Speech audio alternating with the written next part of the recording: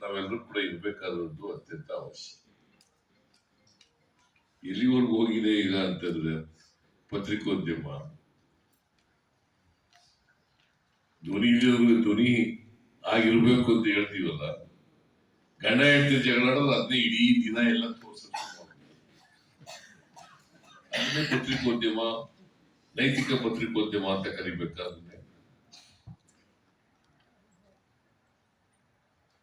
ಅದರಿಂದ ಪತ್ರಿಕೋದ್ಯಮ ಇದೆಯಲ್ಲ, ಜನರಿಗೆ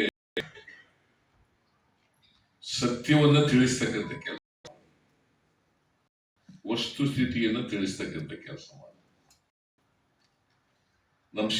ನಮ್ಮ ಸಿಸ್ಟಮ್ನಲ್ಲಿ ಇರ್ತಕ್ಕಂಥ ವ್ಯವಸ್ಥೆಗಳನ್ನು ತಿಳಿಸ್ತಕ್ಕಂಥ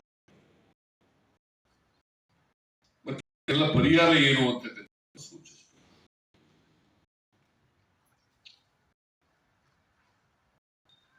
ಅದು ಪರಿಹಾರ ಸೂಚಿಸ್ತೀವಿ ಹೋದ್ರೆ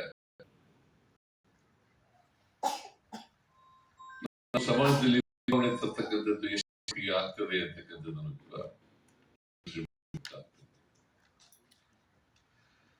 ಇದರ ಇಂದಿನ ಪತ್ರಿಕೋದ್ಯಮಕ್ಕೆ ಇವತ್ತೆಲ್ಲ ಯಾರ್ಯಾರು ಪ್ರಶಸ್ತಿಗಳನ್ನ 5 ಜನರು ಪಡ್ಕೊಂಡಿದ್ದೀರಿ.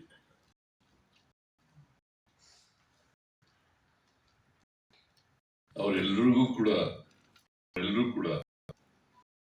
ಇವತ್ತಿನ ಪತ್ರಿಕೋದ್ಯಮಿಗಳಿಗೆ ಆದರ್ಶ ಆಗಲಿ, ಅವರಿಗೆ ಬರಲಿ ಅಂತ ಹೇಳಿ